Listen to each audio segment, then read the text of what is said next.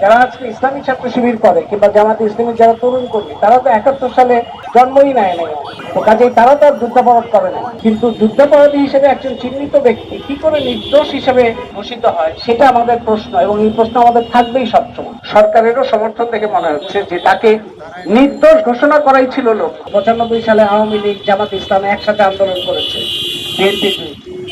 আবার 2001 সালে যখন বিএনপি ক্ষমতায় গেল, তখন 4 দলীয় জোট করেছে, তখন মন্ত্রী হয়েছে জামাত ইসলামী। যাদের বিরুদ্ধে যুদ্ধাপরাধের অভিযোগ ছিল তারাই মন্ত্রী হয়েছে।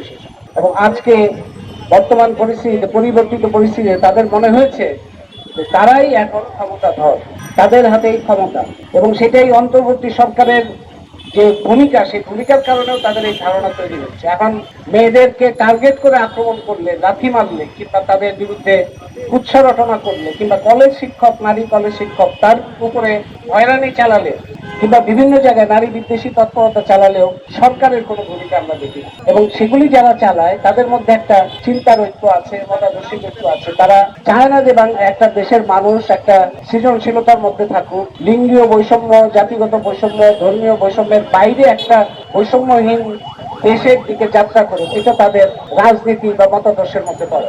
জামাতে ইসলামী, ইসলামী ছাত্র শিবিরের যে ভূমিকা, সেই ভূমিকায় কথাটা ওঠে, এবং আমার নিজেরও এই কথা যে যারা আজকে ইসলামী ছাত্র শিবির করে কিংবা জামাতে ইসলামী যারা তরুণ কর্মী, তারা তো 71 সালে জন্মই নেয় নাই, তো কাজেই তারা তো আর যুদ্ধাপরাধ করে না। সেই জন্য এই কথাটা তাদের উদ্দেশ্যে আমি বলতে চাই যে আপনারা তো যুদ্ধাপরাধ করেন না, সেই কারণে আপনারা তো যুদ্ধাপরাধের রাজনীতি কেন ধারণ করছেন? যুদ্ধাপরাধ করেন নাই, কিন্তু যুদ্ধাপরাধের রাজনীতি যদি আপনারা ধারণ করেন, তাহলে যুদ্ধাপরাধের সমান একটা দায় আপনাদের উপরে পড়বে। সুতরাং এখনকার যারা তরুণ কর্মী, তাদের এই বোধগত হওয়া দরকার যে 71-এর দায় তাদের উপর, যুদ্ধাপরাধের দায় তাদের উপর পড়বেই যদি তারা যুদ্ধাপরাধের রাজনীতি অব্যাহত রাখে। এখন আজহারুল ইসলাম যুদ্ধাপরাধ করেছেন, তিনি যুদ্ধাপরাধী হিসেবে চিহ্নিত। আদালত কি সাক্ষ্য প্রমাণ এবং তদন্তের মাধ্যমে এরকম একটা সিদ্ধান্ত এসছে সেটা আমরা জানি না, কিন্তু যুদ্ধাপরাধী হিসেবে একজন চিহ্নিত ব্যক্তি কি করে নির্দোষ হিসেবে রায়ে ঘোষিত হয়, সেটা আমাদের প্রশ্ন, এবং এই প্রশ্ন আমাদের থাকবেই সবসময়। এই প্রশ্নের জবাব দিতেই হবে।